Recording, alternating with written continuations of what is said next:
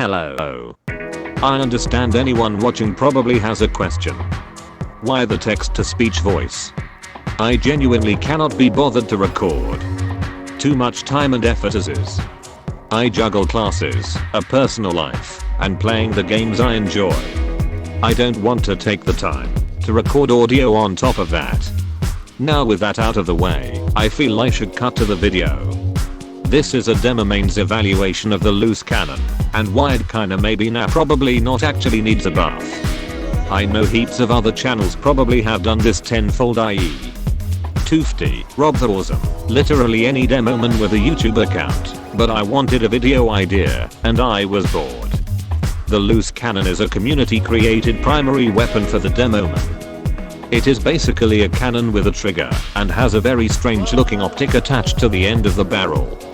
The weapon stats are as follows. Cannonballs have a fuse time of 1 second.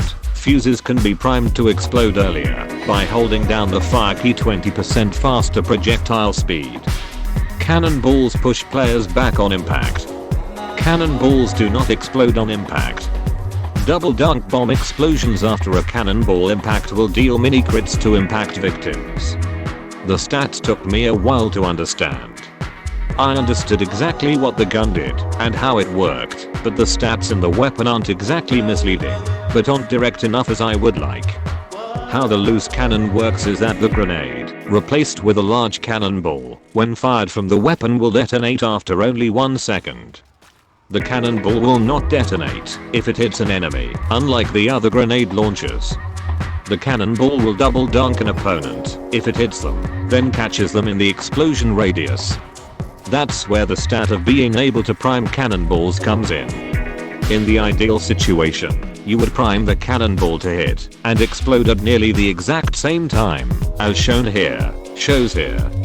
This will one-shot light classes, because the explosion will mini-crit in case of a double dunk, which can be used to have some fun with the typical potato 2 fort snipers, instead of using the clearly superior alternative, show some frying pan clips. Now, the loose cannon lives up to its name in inexperienced players. You go for the kill, and they have a 50/50 chance of getting an accidental dunk. But if you encounter that player with godlike timing, hitting dunks left and right, give up having fun that game without mantras and a quick fix medic pocketing you the entire bloody game. Really, they can be so annoying. But in all honesty, this weapon is a direct downgrade from stock. It has its moments, and can be useful for denying an uber push, because of the knockback on the cannonballs, but even if you are completely and utterly in tune with your dunks, you still have less damage than stock. If you factor in priming your cannonball, the travel time, and then the dunk, you have a total of 131 damage over the course of about a second. The stock grenade launcher can deal about 200 damage per second on average, outclassing the loose cannon completely. Now, going into how to properly use this weapon. The loose cannon has a few situations where it becomes superior to stock. Spamming down a choker point is a great use for it, especially if it is the perfect distance for double dunks without priming of your shot. Denying Uber with this thing's knockback is also super useful, as stickers can be inconsistent for denying Uber at times, and in my case, I ditch them for a shield, or of course, the sticky jumper.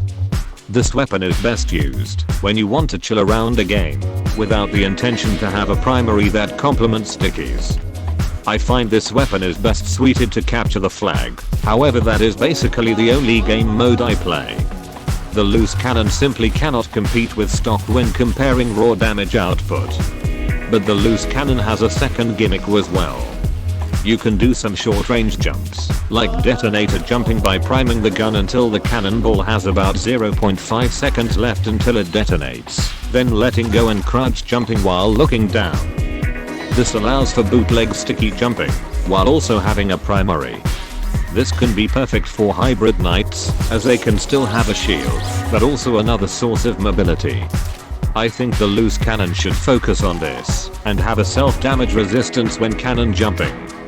Personally, I think the addition of this change would mean that the loose cannon would have a viable and specific use, focusing more on utility over consistent damage, but high burst damage, if you time it right. My final opinion on this topic is that the loose cannon is a fun, but worse, weapon you can use when you want to harass the enemy snipers or make literally everyone else on the server rage by spamming the living hell out of chokes instead of just using typical M1 plus M2 sticky spam. This weapon is best used to make the enemy snipers hate your existence and push heavies into the next dimension with the increased knockback. Left this till the end, as I feel it is relevant, but not as important. Can you all like or comment so I can get this through the algorithm? I don't really care about subs, but I want my channel to be relevant. Well, that's all so far. I hope you all like this video, and I might release monthly if people care about the channel and my video. See you.